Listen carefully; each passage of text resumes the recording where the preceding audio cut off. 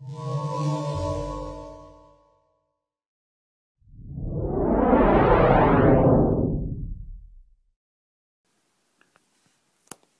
at 11. Let's go. But inconspicuously. Through the window. Now you want to get nuts? Come on! Let's get nuts. Could be worse. My nose could be gushing blood. Riddle me this, Fred. What is everything to someone and nothing to everyone else? You're mine, baby! Time to scream. Hey, welcome back to the Cutting Room Floor podcast. Last time we didn't have a name, but this time we do. So I'm Alex. And I'm Erik. And tonight we are starting our three-part podcast discussion of the Batman movies since The Dark Knight Rises comes out on Blu-ray on Tuesday, December 4th. And so before we do that, though, we got a few things set up since last time. We have an email address. You can find us at thecuttingroomfloorpodcast@gmail.com. You can find us on Twitter. It's @cuttingpodcast, and I think that's mostly just a Twitter character restriction that we had to go for with that. And we're also on Facebook, facebook.com/thecuttingroomfloorpodcast. And then you can find us on YouTube. We're going to be archiving our podcast there, so you'll be able to listen to all of them, once they're not available for download anymore. And that's youtube.com/user/cuttingroomfloorpod. So, and we're going to have all of this stuff linked on our Facebook page, including a link to iTunes. You can find us on iTunes now, as well as Podomatic, where we're hosting our podcast. So, with enough of that out of the way, we're going to start this like we did our last podcast. We're going to talk a little bit about how we got into Batman, and Eric's going to go first. All right. Well, when I was growing up, I kind of saw bits and pieces of Batman '89, but what really got me into Batman was the 1992 Batman the Animated Series.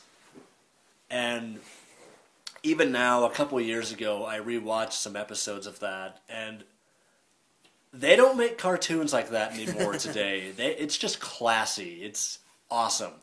Yeah, so that's basically how I got into Batman. Cool. I actually got into Batman. I think it was through comics, but it could have been through '89.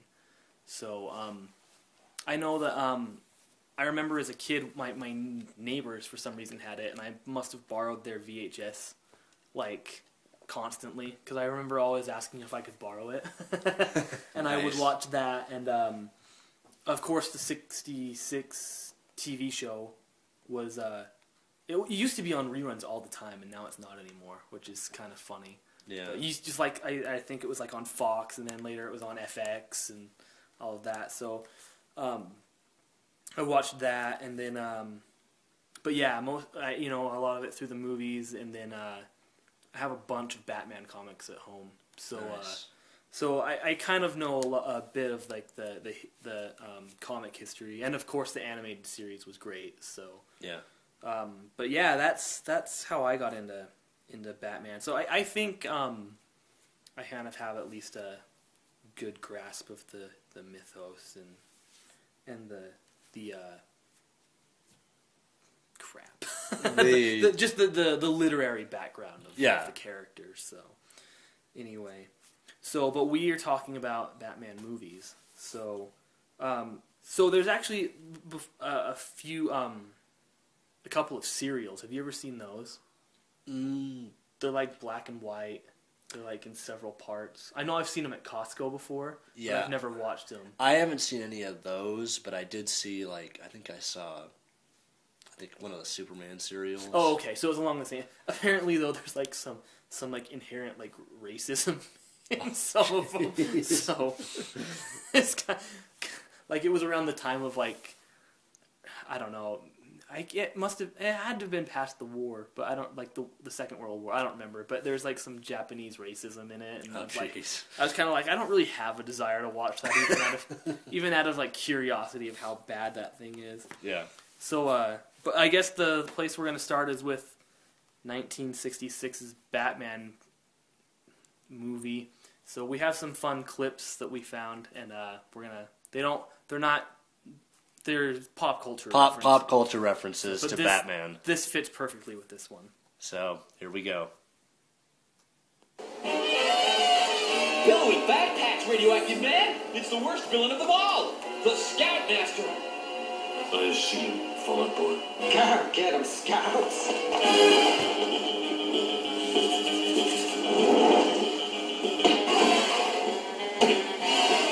Don't be afraid to use your nails, boys!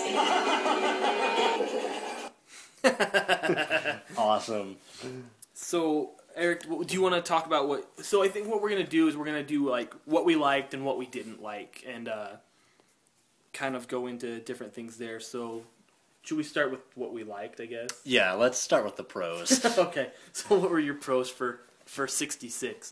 My pros for 66 was just the satire of it all. Right. Like, if you think of it as like a parody of itself, it's actually extremely entertaining. Right. Well, and just because that goes into one of my first point actually is that it really, like, if you could get past that, it really is funny. So I that's what I was thinking. Sorry, I just thought that tied right in. So it's all good.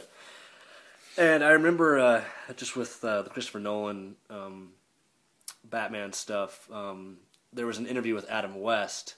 And he was saying, I was the bright knight, which is true. It's true, yeah. It's totally true.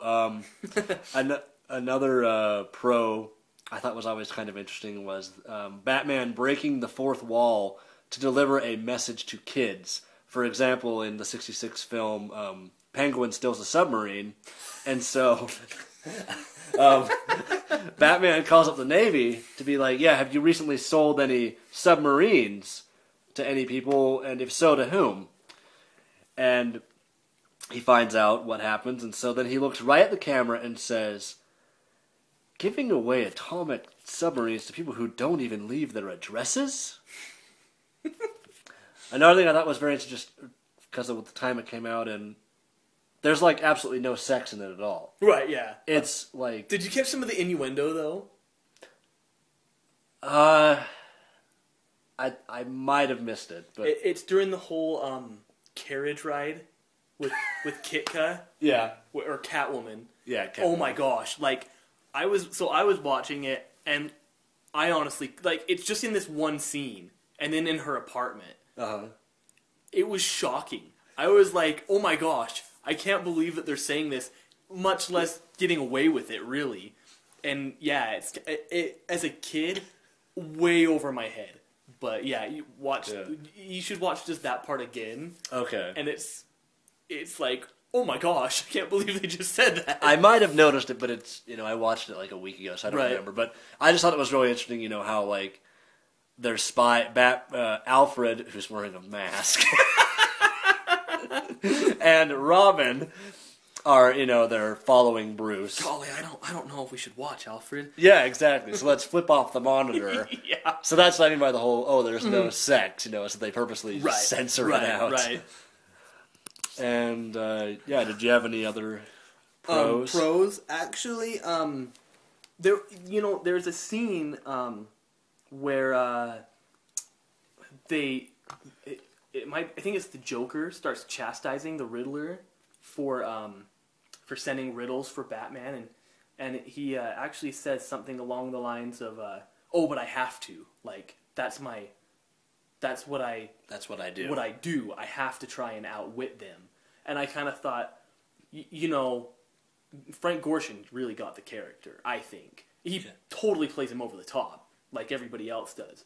But I think at the core, he got who the character was. And the way that he at least delivered the line kind of made me think, oh wow, this guy understands at least the core of this character, which I thought was actually pretty cool. Mm-hmm. I thought, sorry. Just real quickly on that. I thought it was interesting, like, yes, he did ham it up. Oh yeah. But he also reeled it back in. Yeah. More on that later. Okay. So Julie Newmar, I guess, had some kind of injury at the time of this movie. Okay. Or there was some reason why she couldn't be in the movie. So Lee Merriweather took her place, and I actually thought she was just watching her. I thought she was great.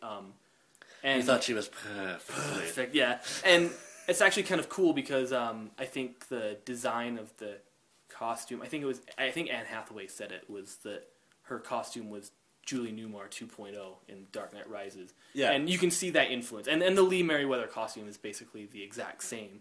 So, but I thought she was great, as Catwoman and Miss Kitka.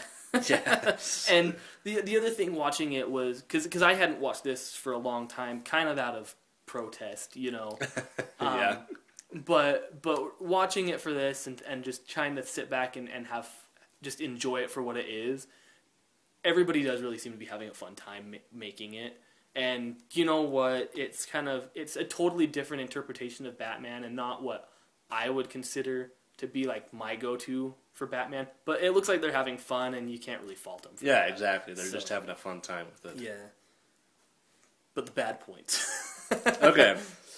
And there's plenty of bad. Like, don't Yeah. get me wrong. Like I can enjoy it for what it is, but there's also some just ridiculous things. So. Yeah. For me, some of the cons were just the campiness of it. It's so campy. Mm-hmm. Like, yeah, the riddles. The riddles. What sits in a tree and is very dangerous? A sparrow with a machine gun. Precisely. There. Why, there must be no other answer. Like, how do you even get that answer? That's ridiculous. Wait a minute. So, what do you think their plan is? Gotham City? No, any two of them could do that. The country? If it was three of them. Perhaps. But four? Their goal must be like no less than the world. Or Yeah, something. it must be the entire world. Oh my gosh. And one of my other cons, and this is also sort of a continuation, but Bruce threatening to kill all the bad guys. So I actually don't think I had a problem with that, just because. Oh, sorry. Let me hear your thoughts on that first. Sorry. I just thought, just from what I know of the character, he doesn't kill, except so I Right. thought it was really interesting hearing Bruce Wayne being like, "You filthy criminals, I'll kill you all." Right. You know? So. But what are your thoughts? Yeah, I thought of that as actually okay if you think of it as him playing Bruce Wayne. Okay. Just because it would be maybe something that he might say. So if Batman doesn't kill, if he says that, I don't know, it just seems like something more in character for Bruce Wayne to say, maybe out of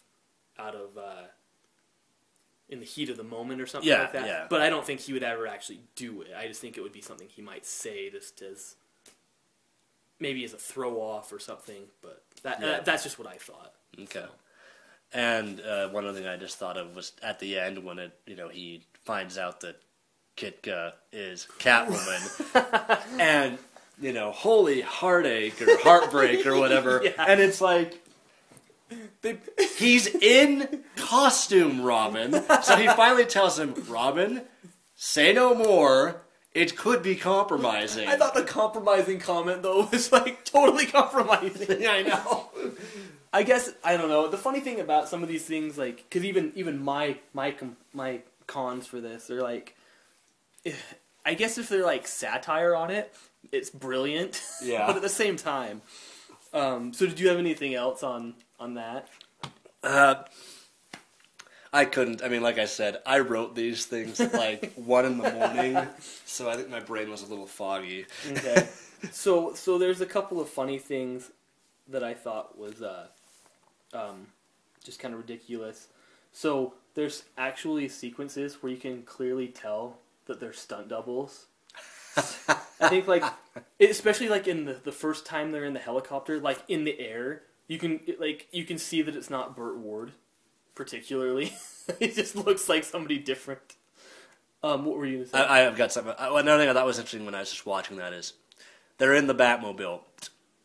Batmobile to airport. prep the Batcopter. Yeah. Please prep the Batboat. Please. Right. It's like, you leave your things in normal civilian areas. Except for the bat bike, which is buried under a bunch of brush. Yeah.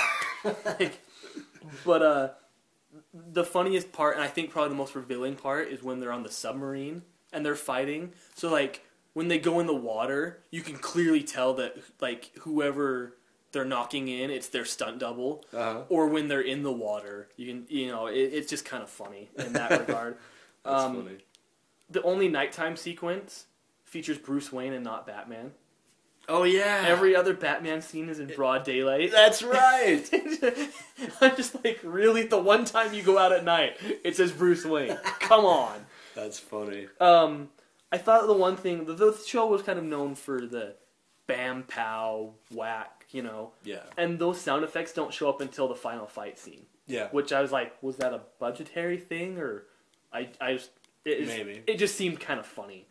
And then the biggest complaint, though, and it's not just necessarily about this movie, but about the whole series, was that it left a lasting impression of that's what Batman was. Yeah. And I think that, that's a reason why you didn't see another Batman movie for 30 years, was because, it's, blue and gray tights and, Robin in short shorts. And you're not going to sell that, to the public again. And Yeah. so I think, even though, it was like kind of a satire on the genre and definitely, has its merits, Mm-hmm. it did leave a long legacy that really cast a shadow. So, Yeah. yeah. So that, I guess, takes us to Batman 89. And I think just for any kind of intents and purpose, I'll probably just refer to it as 89. So. Okay. Homer? Yellow. Homer, there's a man here who thinks he can help you. Batman? No, he's a scientist. Batman's a scientist. It's not Batman. Awesome. I always love that. So what were your pros on 89? First, it's the Batman we couldn't get in the 60s. Yeah. It's darker. A lot darker. And it's just a fun movie. It's it's also a time capsule of the time period that it was created in. Right. For example, here's part of the movie. Gentlemen, let's broaden our minds. Lawrence?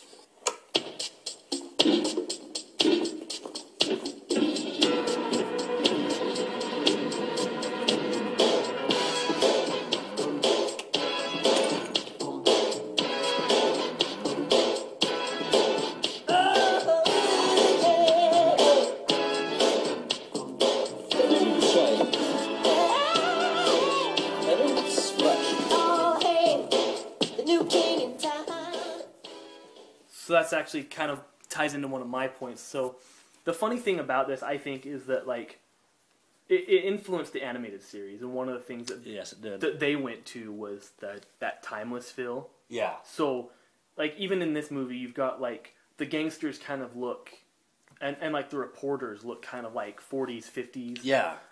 Even Gotham itself. Right, Gotham's like the Gothic architecture and just looks really old. Vicky is kind of really 80s style in the way she dresses. Bruce looks, fairly modern. So you've got all these different kind of things mishmashing into really a timeless feel. But that Prince soundtrack just says hello 1980s. So Yeah. it's just kind of funny on that front. So Yeah. What were some of your other pros? like you said, it definitely was not the movie that you would get in the 60s, and it washed away that that kind of image for 8 years. We'll get to that later. I thought the casting was good. Michael Keaton I mean, there was a huge controversy when he was initially cast. Yeah. But he sells Batman just perfectly. I think he's a fantastic Batman. Sorry, go ahead. No, I was going to say, what do you think about his Bruce Wayne? It works and it doesn't. Yeah. I think. I don't. I think when you have scenes with him and Alfred, and him and Vicky, he really works. He seems approachable and human. Other times he just seems, and I think you maybe get more of that in Returns, but he seems. I read or heard neurotic and kind of, he's kind of like hermity in a way. Uh-huh. And so I just don't think that works entirely. So, Yeah. Sorry, go ahead. I thought he was a good Batman. Yeah, no, it's Batman. Yeah, He was great. When he's in that suit, it's just he sells you. The other thing that I had on here was the dialogue.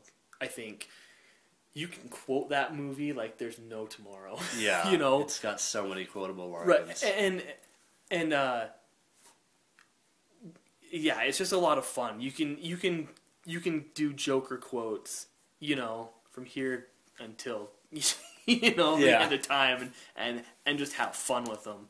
So I think that if there's one thing that will forever last with that, aside from it erased that image of the goofy, campy Batman, it's that dialogue will just last, for a long, long time. Yeah. So, what cons do you have for this one? I noticed this a lot in the final fight scene. It was really dark. Yeah. And I was like, I can't really tell what's going on. So did they? I think they may have restored that for the Blu-ray. For the Blu-ray releases, because I think there were complaints about that where people were like, I can't tell what's going on. Yeah. And I think they actually graded it so it was brighter for the home release. Okay. But I don't know if with DVDs and then particularly the Blu-ray release, if they restored it to the really dark visual. So, which is kind of funny because not just thematically, but in the Nolan movies, there's scenes where it's very visually dark, but you can still see what's going on. So it's just kind of interesting. And I don't know if maybe that was limitations of the time or just Burton's stylistic choice. I don't know. Who knows? I might lean more actually to Burton's stylistic choice. And not that it's necessarily. I mean, not okay, but yeah, it can definitely be hard to see what's going on there. So. Yeah, that was one of my biggest complaints.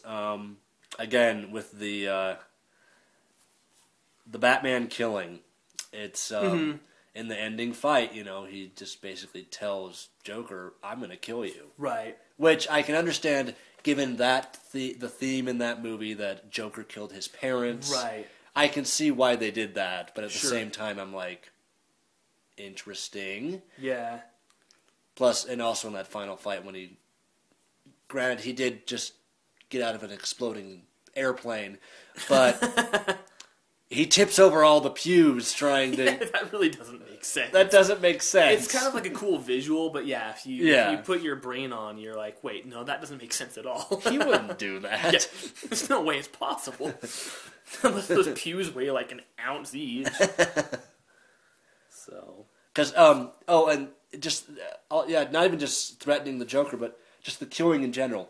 When they're at the Axis chemical plant, he does actually save one of the thugs. He whips, tethers the guy. He's like, oh, let me down, Right.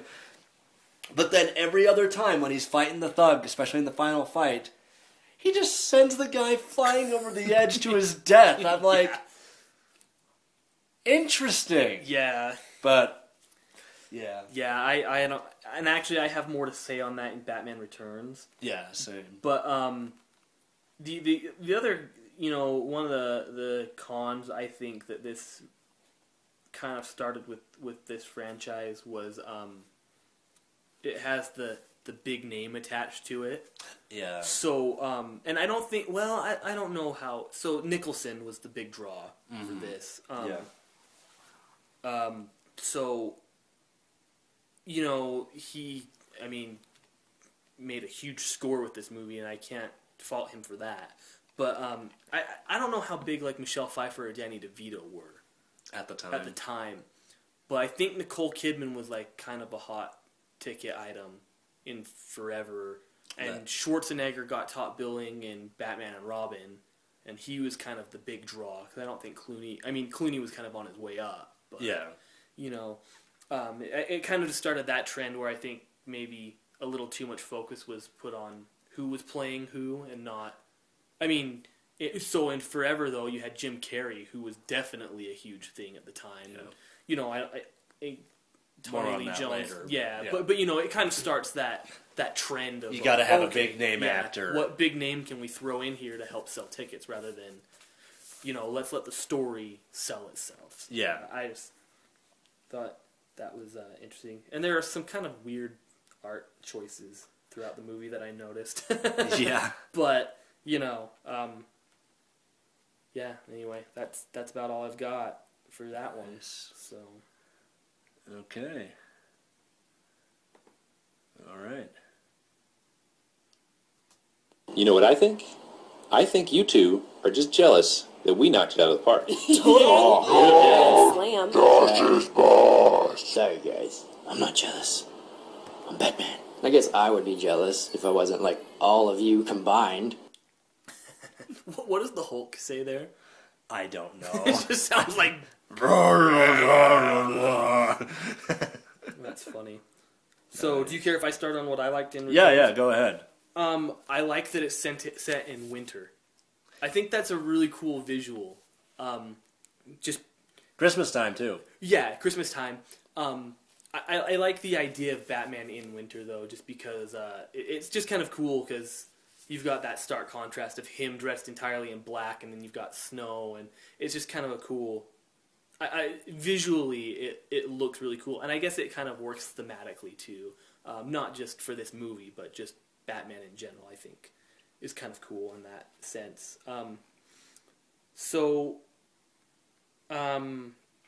You know what? I'm going to save that point for the bad. You know, this movie makes me think of kind of... I like it enough that I would have liked to see Burton, what he could do for what became Batman Forever. Yeah. And he did have some initial go in there, and some of that carried over.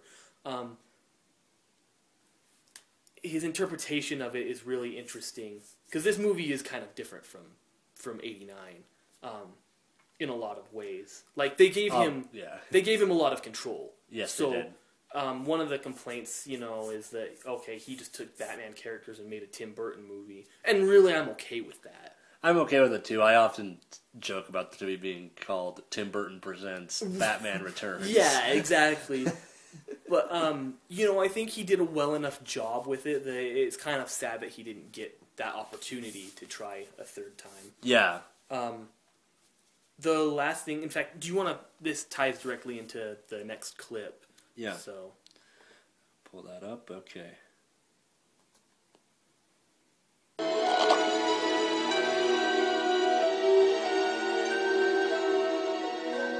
Selena, please. Bruce, I would love to live with you in your castle. Forever, just like in a fairy tale.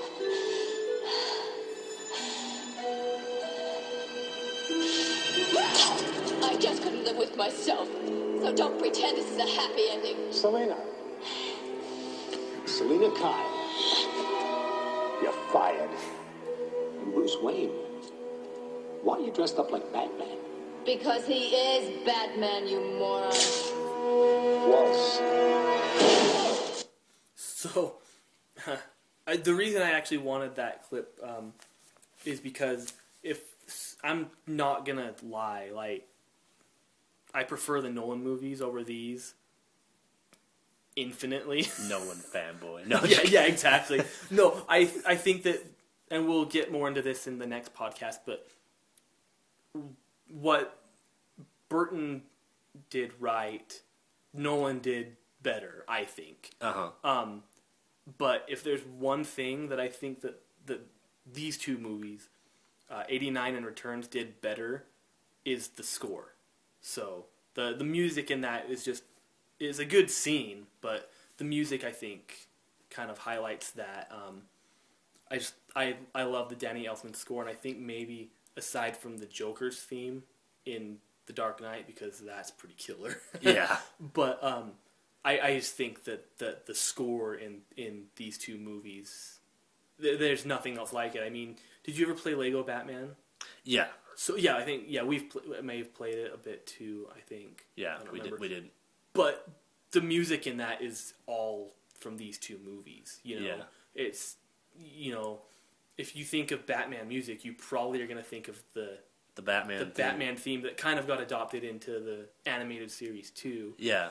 But you know, I tend to think of these two movies' music more than I think of the newer movies. Even though they have good music and I like the music a lot, I just think this score is so iconic. Yeah. So yeah, I'm kind of a music guy, so I'll notice. I tend to maybe notice that kind of stuff, but anyway. Nice. Just a thought. So what were your pros for this?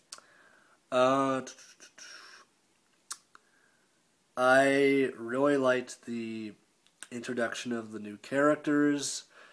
This one also started the two-villain bit that continued on into later Batmans. Right, even the newer ones. Yeah. Actually, even from the start of the newer ones, even though they twisted it a bit. Yeah. They tied it in slightly into 89 with Bruce mentioning Vicky Vale. Right. And things like that. So just thinking about that, what do you think about that? Because, you know, some of the complaints I've read are that these two movies aren't necessarily very connected, other than like a little, oh yeah, Vicky Vale, hey, remember her? You know, are you okay with that, or do you wish that they were more connected? I'm okay with it. I mean, I think they explained it in the story because, you know, Selena's like, well, what happened to her? It's like, she couldn't cope with it. And right. He's a bachelor anyways. So, yeah. Really, I'm okay with it too. There's not really any indication of how much time has elapsed between the two movies either. So, you know, for all we know, it's been years. Yeah. And I was just curious when you mentioned that, because, you know, as far as that complaint goes, I'm kind of like, I'm okay with it, you know? Yeah. So, anyway. Any other, and just back on the two-villain thing, right. They start off with the one of them already established. Right, yeah, that's true. And then the second one comes along after some time. That's true, yeah. And that kind of carries over into the next, you know, that's funny. We'll get onto that in the next ones. But, yeah. So, anything else on pros? I thought same thing. I think the music is. I actually really kind of like the. It's more Tim Burton-y, but definitely. The Gothic choir, you know, in the opening credits, and it's. Yeah, a lot of the points that you made, I agree with. I think it's cool. It's kind of music that I would just think, you know what, that is Batman. You know, if you were to, I don't know how to describe that. It just kind of really fits the mood. I think, especially that he went for. Yeah. So. Yeah. Yeah. I can't really think of anything else. Cool. So, the bad here, for me. So I kind of can understand why people don't care for this film, because it kind of is a departure from, you know, I think people may be going in thinking more of the same, didn't really get their fill of that, you know. Yeah.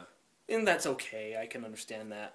You know, the biggest complaint I have is the Batman killing thing. And so, you know, in the first movie, there's the fighting. And yeah, I guess he kind of there's the fighting. Of course, there's fighting in every Batman movie. But I mean, like the fighting in the chapel. Yeah. Where, you know, there's guys that get the guy gets thrown down the bell tower, and yeah, that looked pretty, like, intentional. But, like the Axis thing, like, I don't necessarily know if you can maybe... Yeah. Because he blows up the plant. So maybe he didn't know that there were going to be guys there. He just sends the Batmobile and it does its thing, Yeah. Kind of idiotic planning if you're the non-killing Batman. But, yeah. But, it may not have been intentional. And then, the Joker's death, I don't think was intentional. At least yet. Because he's trying to stop him from escaping. So he shoots the bola and it wraps around the gargoyle and the Joker, and then the gargoyle breaks. So I don't necessarily think that was intentional. Here, he shoves a bomb down a clown's pants and kicks him into the sewer. There's no way that you don't mean to do that, and like, I think that's a complaint that can be made in Batman Begins. Oh, okay, well, he starts Ra's al Ghul's house on fire. Well, we don't ever really see how many people die in that, if anybody does, much less, they're kind of given plenty of time to either save themselves or, burn in this house. Yeah. Not so much when you have a stick of dynamite shoved down your pants and you're kicked down to the sewer. Like, it's just, there's just no way around that. Like, he flat out murders a guy.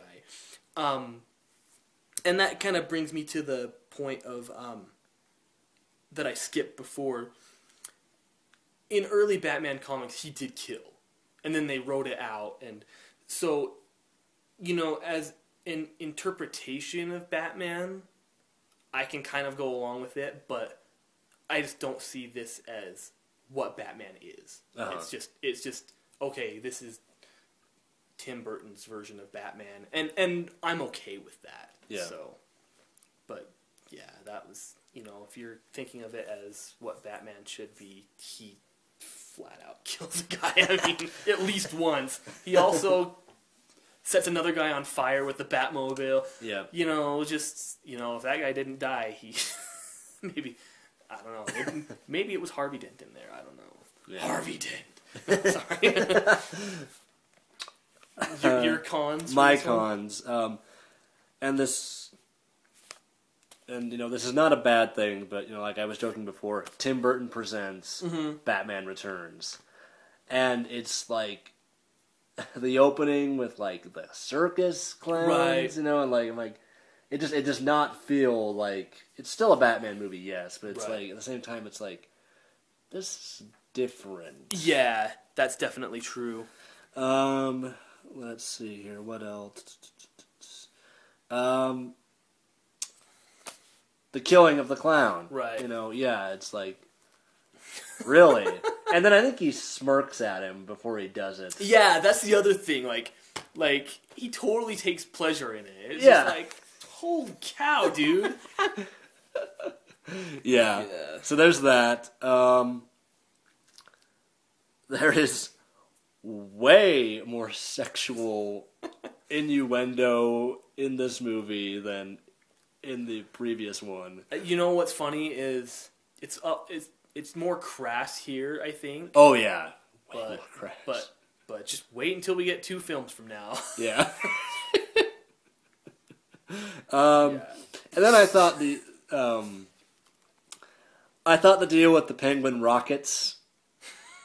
That was a little silly, I thought. It is ridiculous. It's really ridiculous. Makes no sense. Like, the stealing of the first Sons of Gotham. Okay, that's a pretty genius villainous plot. But my backup plan is everyone's going to die because by rocket-propelled penguins. So I just thought that was a little odd. Yeah, no, that really is. That's just crazy. So do you have any other comment?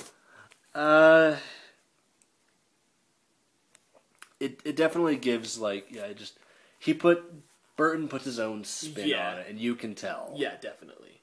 Which is not a bad thing. Yeah, it's not bad. And the funny thing, too, I think, is for these 2 movies, like, I mean, there's cons, and some of it comes down to stylistic choices, so just wait until the next 2.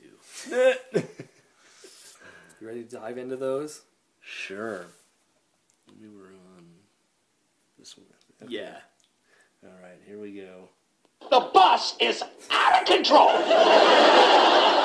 So I grab him by the collar, I take him out of the seat, I get behind the wheel, now I'm driving the bus. You're Batman. Yeah, I am Batman. Then the mugger, he comes to and he starts choking me. So I'm fighting him off with one hand and I kept driving the bus with the other. Laugh track in there, and you might as well slap that into some of these. So, so, I've been reading some stuff over the last few days, and I do think that Batman Forever kind of gets a bit of a bad rap because of what succeeded it. Yeah. I think my biggest complaint, so when I watched this again, was, to me, it feels like an exercise in mediocrity. Like, there's stuff that's okay, there's stuff that's kind of good, there's stuff that's stupid. Yeah. Yeah. I mean, I think it definitely just feels like the heart wasn't in it. Love or hate what Burton did, I think his heart was in it. Yeah. Here, it just kind of starts showing. So, do you want to go ahead with the good first, or do you want me to go? You can go ahead with the good. So, here we have Val Kilmer replacing Michael Keaton, so like I said a little while ago, Burton started doing, I think, at least pre-production on this. And so, like Eric said, there was a lot of... This Batman Returns was darker thematically, and there's some kind of gruesome stuff in there, and there's the sexual stuff that wasn't in 89 that had parents kind of in the storm. Yeah. Particularly with like the McDonald's tie-ins and stuff. Yeah. Which I kind of remember actually, but I remember the tie-ins, not the controversy. Yeah. But so they changed directors, and I guess Michael Keaton was still involved until he saw the direction it was going in, and then he's like, yeah, I'm done. So Val Kilmer took the job without reading the script. And to a point, I can't say I blame him. Yeah. Because it's like, the last two movies were successful, Yeah. What could go wrong? And I think he saw what was going on here and said, okay, I see where this is going. I'll play along. Right. But, I think he was okay. I think he was good as Batman. I think Keaton was better. Yeah. I think he was better as Bruce Wayne in the sense of he was more, I think, like the comic book version, where he's a public figure, he's out and about, people know him, people see him. So I thought that was good. I think watching this last time, because I hadn't watched this movie in at least 10 years, I do think that he gave what he had for it. I don't think he was holding back. So I was okay with that. I think he did well enough. Some of the design changes, like to the city, I thought were all right.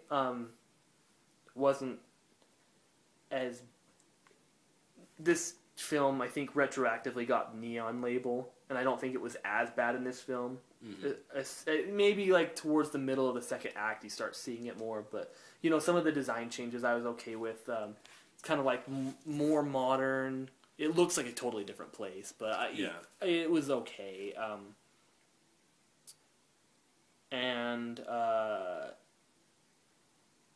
Sorry, I thought I had more pros for this movie, but I don't. Let's just go ahead, Eric. I thought I had more, sorry. Okay, my pros. Chris O'Donnell is a decent Robin.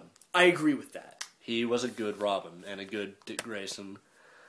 The little scenes, especially with Alfred and him or Alfred and Bruce, I thought were really well done. Like when I noticed Alfred is asking him, "Hey, how'd you get the name Robin?" And so he says, "Oh, I was doing a performance. My brother got in trouble. I swooped in and saved him." And then Alfred basically says, "Don't worry. Wounded wings will mend in time, and one day Robin will fly again." Sure. And I'm like, okay, that's cool. Right. I liked that. Yeah, and I agree with that point. Like, those scenes really do come off quite well. Yeah. So. Also, just similar with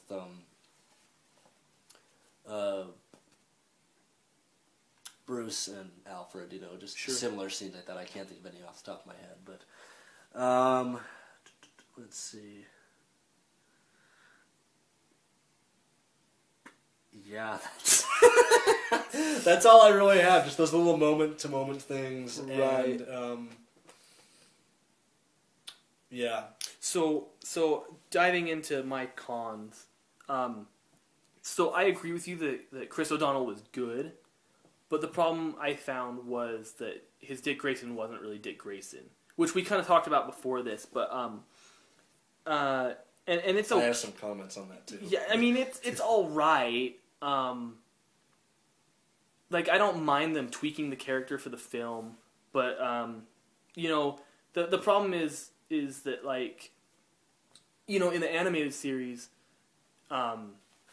Dick Grayson's much more true to the character in the comics. Mm-hmm. And, like, he and Bruce don't always see eye to eye, and you can't expect that, but his attitude is more of Jason Todd, with kind of the defiance. Because I don't think, especially, like, when he first starts, that Dick Grayson was really defiant.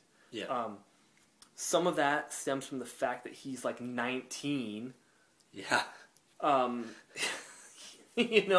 just don't get that. He has nowhere to go. He's 19. Yeah, I mean, it's like, it doesn't, in a lot of ways, it doesn't make sense. Like, he doesn't look like I mean, I can't imagine losing your parents like that, or at all, but, like, I don't understand why they would need Bruce Wayne or anybody else to take in somebody who's clearly an adult, Yeah. It just doesn't make sense. It's just weird. But fun fact is his suit, though, is Tim Drake's, which is cool. I don't mind that change, but at the end? Yeah. Oh, so nice. You had some points on this, and then I've got a couple more, but okay.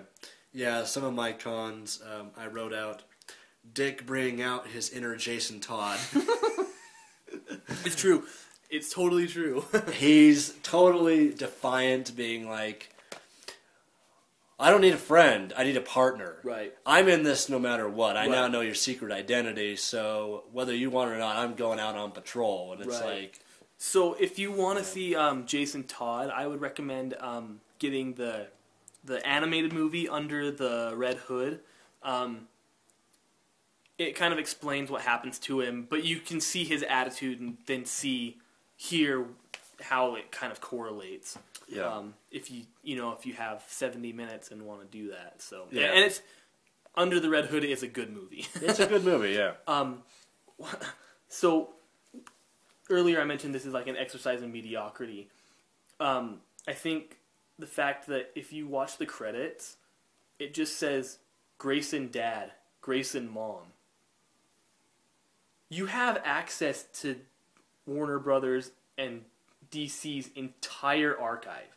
You couldn't go, Joel, and find out that their names are John and Mary. You couldn't do that.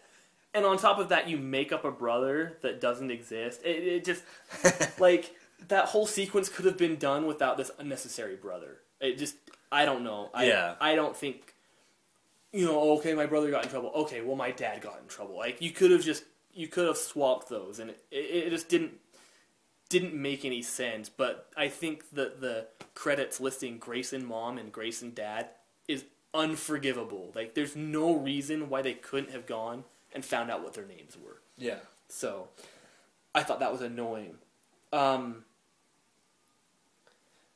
Real quick, one thing I thought was interesting is Bruce and Alfred's ploy to make Dick stay I thought was... It's kind of like... It's really? It's like, so he's, Gordon drops him off. He drives away. Dick's like, okay, I'm out of here. Mm-hmm. And then, so Bruce plays along. He's like, well, you must be a while to catch up to the circus. Why don't you fill up in my garage? He's like, oh, wow, look at all these nice cars. Oh, it gets better. See all these motorcycles? Oh, whoa, check out this one. There's only 100 of these have been made. 101, actually. Here's another one, and, it's a fixer-upper, but, whoever does it, I'm sure they could keep it, Right. Then Alfred walks in with some giant mail being like, oh, is the young master leaving? Oh, pity. Perhaps the dogs are hungry. Right. And I'm like, wow. This is kind of odd. It's odd. Thinking about that too, there's no indication, like there's no Lucius Fox in these movies. Yeah. So you're kind of just left to assume that Bruce built all of this, all of his Bat stuff. Yeah. Kind of doesn't make sense why this motorcycle would be, unfinished. Yeah. So... Plot point. Yeah, it's just kind of... Plot convenience. That's kind of funny. Two-Face is a really complicated character. I don't know how they got him so wrong after getting him so right. So, there's a scene, his very first introduction, we have a little clip from.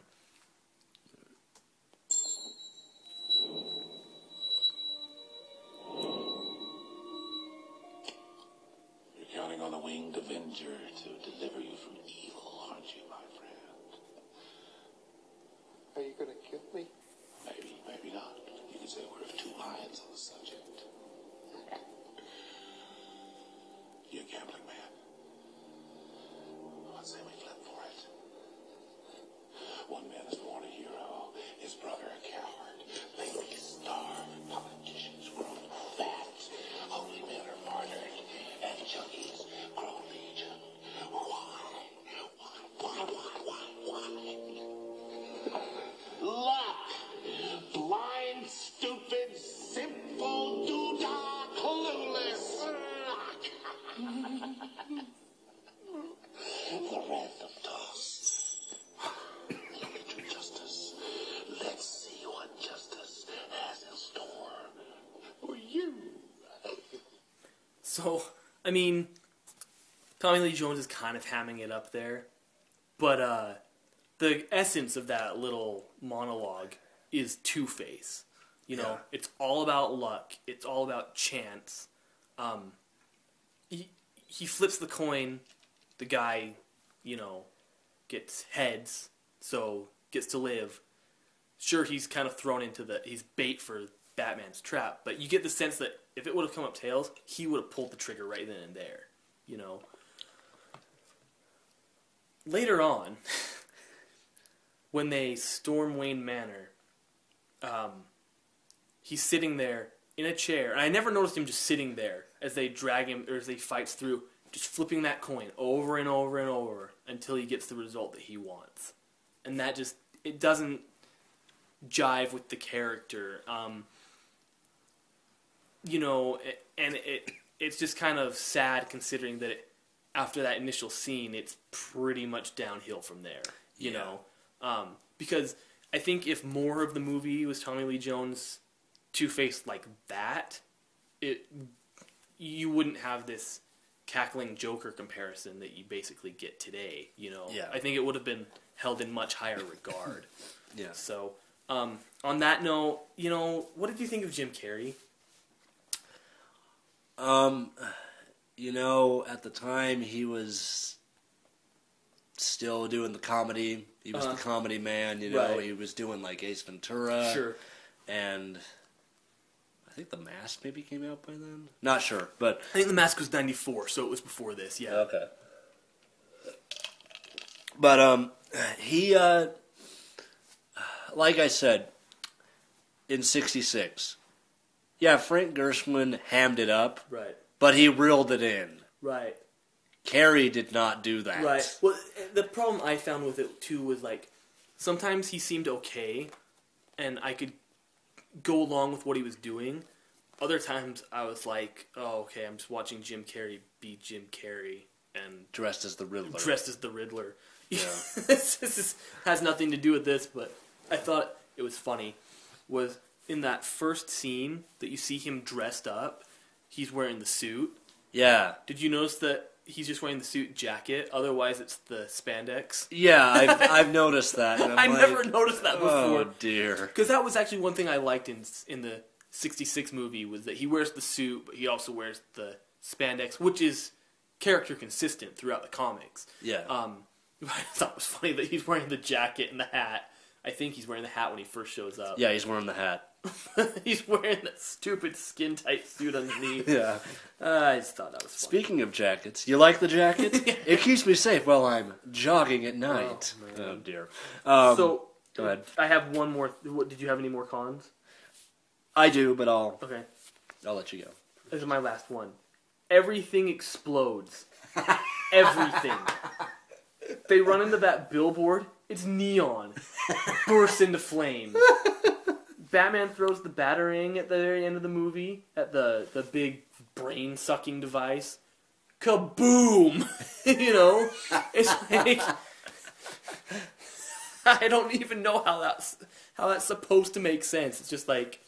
At any time something runs into something, you can just almost be guaranteed it's going to go up in flames. It could have water inside of it, and it would go up in flames. It's just...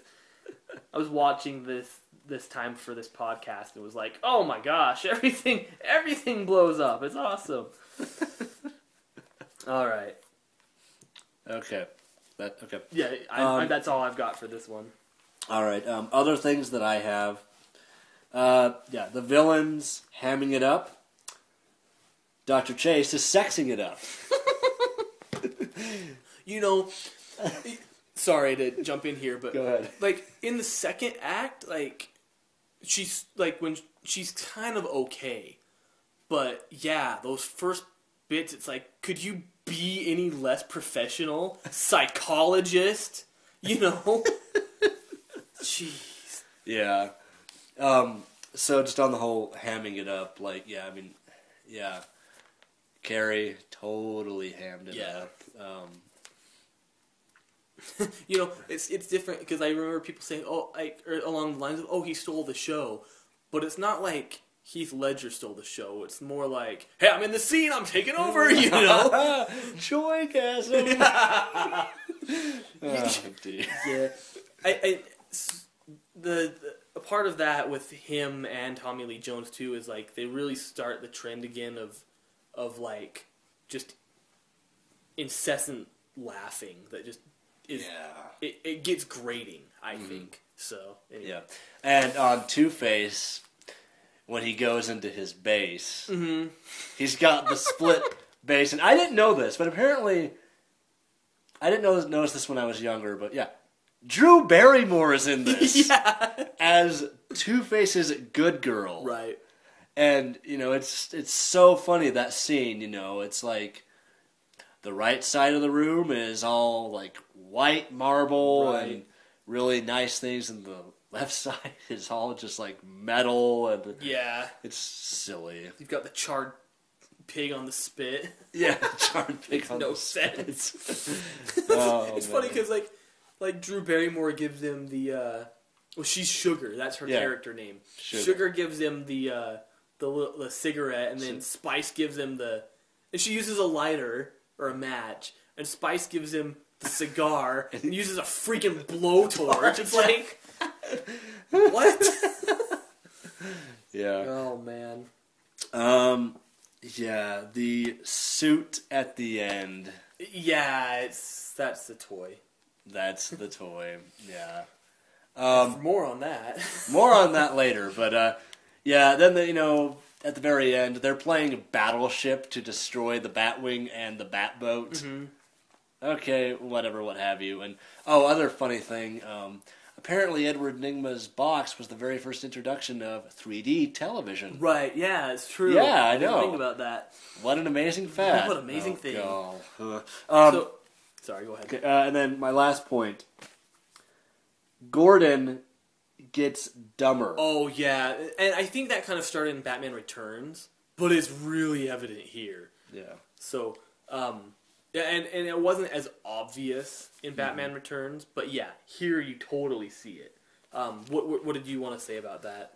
Oh, I just noticed it, like in Batman 89, he seems pretty confident. Right. Competent as a police commissioner. Yeah, But by Returns, and we'll talk about Batman and Robin in a bit, but it's just like he just got stupider and stupider. Well, and the point of it is like, yeah, he starts getting to the point where like he can't like do anything without Batman. It seems. Yeah. Like they're at the scene with right at the start with the Two-Face heist. And it's like they're not doing anything. They're just waiting for Batman to show up, and it's like you've got like 100 cops. What? Why can't you be a little proactive here? Speaking of that opening scene, Batman using the elevator to get up into Two-Face's... It is ridiculous, yeah. It's ridiculous. When I saw that, it was just like... I like the idea of sending it up as like a decoy, but like... So this isn't the first time that he and Two-Face have met. Yeah. So it's like, Two-Face should be smarter than that. Like, if it was the first time they've ever met, okay, sure, I can maybe buy that. But this is something where he should just be like, no, that's not right, you know? But, again, it starts the trend. That's not him. Yeah, exactly. That's more like it. No, it starts the trend, though, of stupefying these movies. And so, I know it sounds like we've been really harsh on this movie. I don't think it's... Like, I'm going to stick by my opening statement of it's just an exercise in mediocrity. There's some good things in it. There's some bad things in it. In a lot of ways, it just comes off as like going through the motions and being kind of lazy.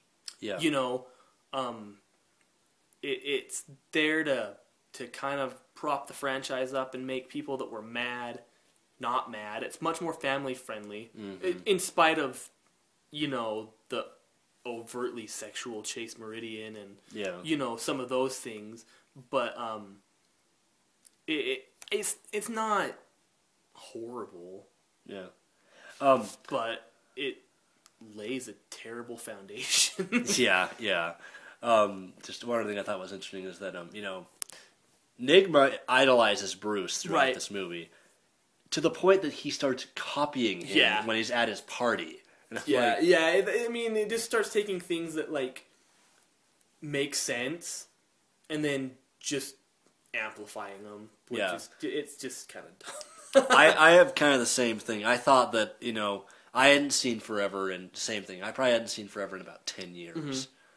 And I just, you know, it's by no means a great movie. Right.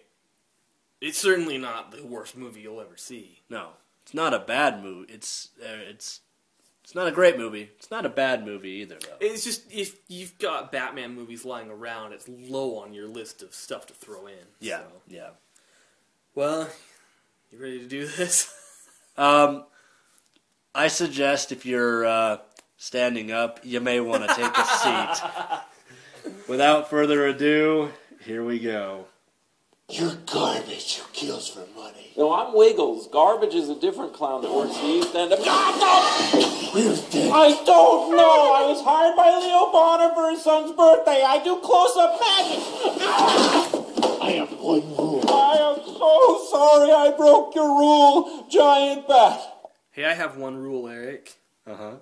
Don't make a sucky Batman movie.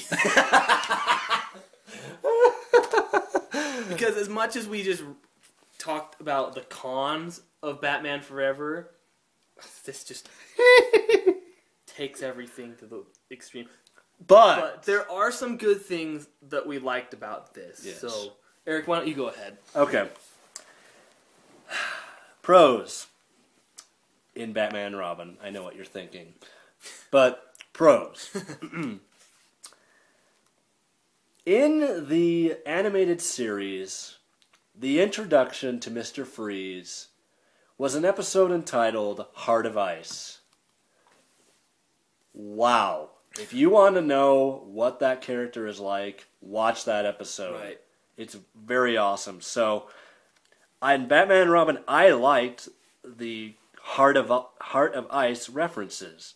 For example, Freeze is sitting there watching his wedding day footage of when he married Nora. Oh, was that in Heart of Ice? That is not, but I'm just saying it's similar. I know what you're saying. Similar, you can tell that he cares for his wife, and unfortunately, that scene is promptly ruined by his thug walking in saying, "Hey, boss, you want to check this out?" He promptly freezes the thug and says, "I hate it when people talk during the movie." But for that first 30 seconds, when you can tell, okay, I can see where this character is coming from. Other things, he keeps his wife cryogenically frozen, which is similar to Heart of Ice and also just with the character in general. Right. Yeah, because that carries over into Arkham City as well. Yes. When he is in prison, he creates an ice sculpture of Nora. Oh, okay. He does that, I believe, at the end of Heart of Ice. Okay. I didn't even notice that. So I mean, I haven't seen that episode for a real long time, but yes, he begins before he gets sprung from jail. Mm-hmm. He rips open a clock and carves out a dancing ice figure. Okay. Oh, okay. I kind of remember that. I think so. I didn't watch this movie for this podcast. I did. I couldn't bring myself to do it. So. The last time I watched this was with Eric, and we watched it with the Riff Tracks commentary. Amazing. Yeah, if you want to watch this and spare yourself some pain, that's the way to go. Yeah. But anyway, other pros. Alfred. Right. He probably knew what he was getting into. But he still gave it his all. The actor still gave it his all. And he had some very, similar to Batman Forever, he had some very touching scenes with Bruce. Sure. Being like, Bruce is being like, oh, you can't, I can't stop death, can I? Right. He's like, no, none of us can. Yeah, that's true. I agree with that. And that was actually one of my points. I knew we were going to overlap on that. I knew that's what we were going to overlap on. So, did you have any other pros you wanted to... Nope. So, okay, if there's one thing that people will always remember about this film is nipples on the bat suit and on Robin's suit. So aside from that, because that's unforgivable, I actually like Robin's suit in this movie. I mean, it's got the... It's a half Nightwing. Yeah, that's what I think is cool about it, is that they kind of took what Nightwing's suit is and turned it into Robin with, like, the symbol on the chest. And they turned it red instead of blue. Right. And actually, ironically, maybe, that's kind of what Nightwing looks like in the comics now, with red instead of blue. Oh, okay. The classic blue. So, whether they were influenced by that or not, I actually thought that was... Because, a lot of times you have designs for... they change from movie to movie. In this case, probably to sell toys. But it was actually a change that I thought was pretty cool. Especially when you consider, that the Robin character is generally in comics brightly colored, and he has the red and green suit in Batman Forever. So to kind of fit more with like Creatures of the Night and the change to the black suit with just the red accent makes sense, I thought, and was pretty cool. Those wrap up my pros for this movie. So what? The thing is, we're already at an hour, and I could do a whole podcast on negatives of Batman and Robin. Maybe we'll do that some other time. Yeah, we could do that sometime. Here's what I want to say about this. They basically did Batman Forever over again. Yes, they did. It's the same movie. It's the same movie. You can take plot points and just swap them back and forth. I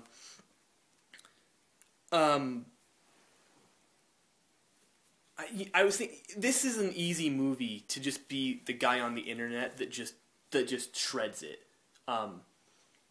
The thing I want to say about it is, if Batman Forever was an exercise in mediocrity, this is an exercise in stupidity. Because if you think about it, like, even if you wanted to say, oh, well, it's an homage to the 60s show, well, that doesn't make any sense. Because there's absolutely no distinction. Like, if you were to say this is a reboot, okay, it still might be stupid, but at least it makes sense. You've gone from something very serious and dark, and even to lightening the mood a bit in Batman Forever, it just doesn't make sense. It's the same continuity. So, all of a sudden to have Batman kind of be this silly, goofy guy, it makes no sense. It's supposed to be the same person.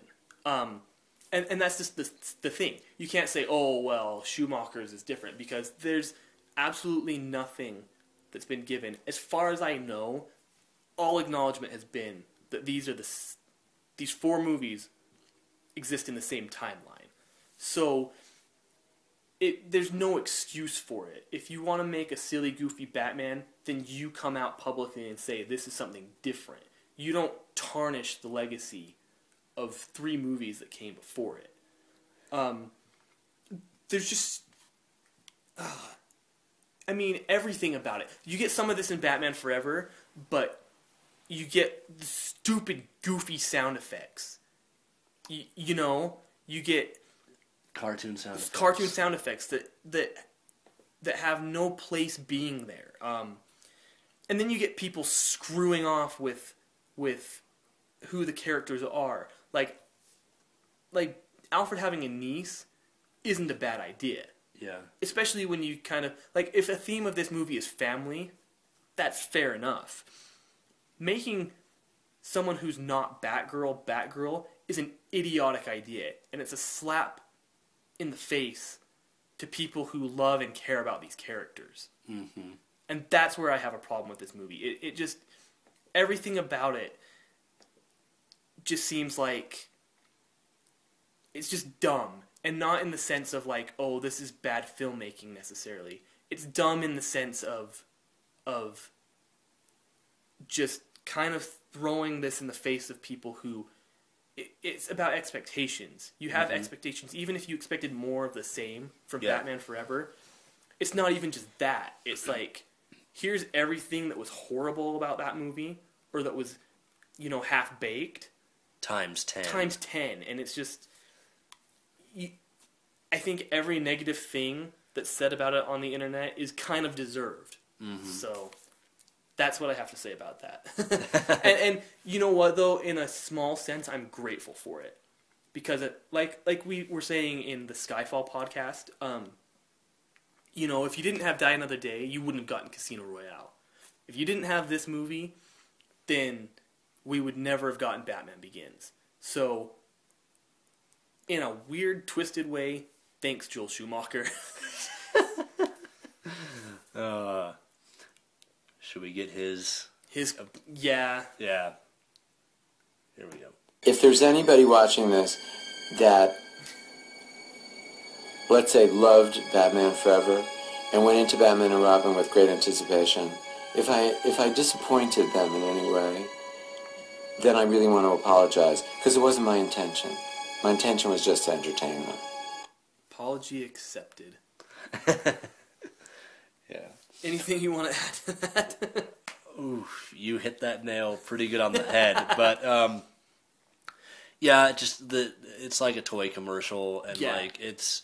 Well, and I don't want to say that it's strictly Joel Schumacher's fault, because it's not. Warner Brothers has a lot of blame for that, because they wanted something more than what Batman Forever delivered in that sense. Like they allowed Kenner, or whoever the toy company was, to help design things for the movie. Mm-hmm.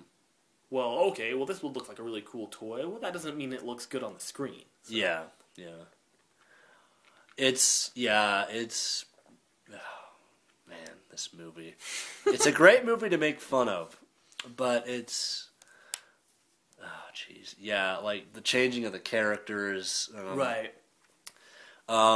Dick Grayson even being more of Jason Todd in this one. Right. Yeah, no, that's true, too. He really is. He really is. you don't want me to do this. Well, in a sense, it's kind of true to character. Because they do have a falling out. They do have a falling out. Nightwing. Yeah. But Dick Grayson kind of, I think he was like let go in the comics. But, you know, at the same time, I think he'd be more like, you know what, I'm done. Like, I'm just done.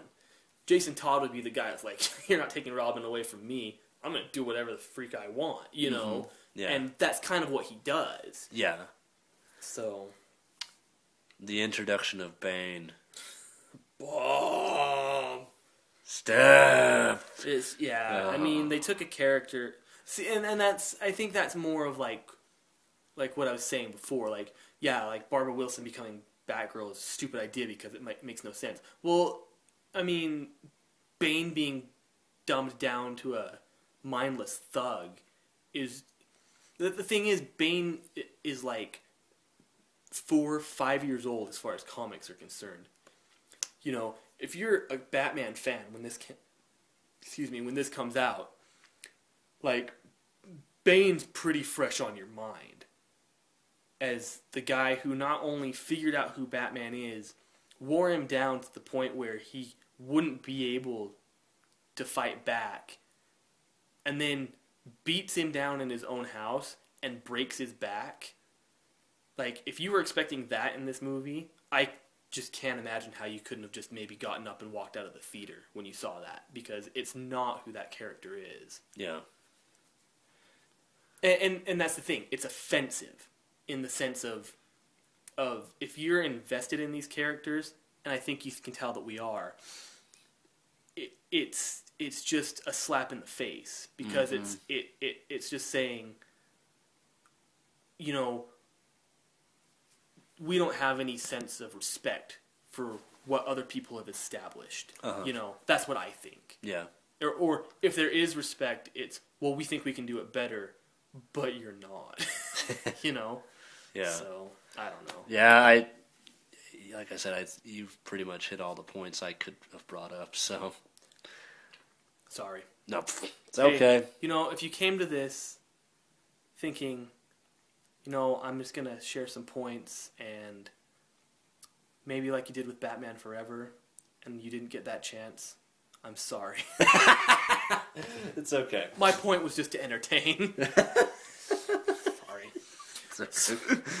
All right, so next time we are going to talk about the 3 Nolan films, and then we are going to talk about, in the third installment of this series, Batman projects that, after Batman and Robin and between Batman Begins, that never took off for one reason or another.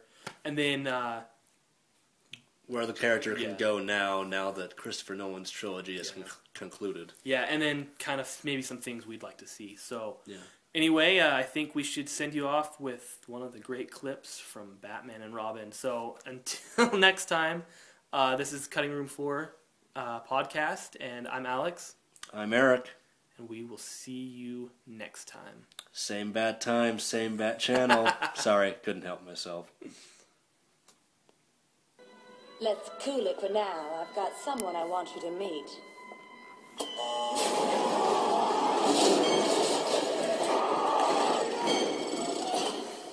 His name is Bane. A laundry service that delivers. Wow.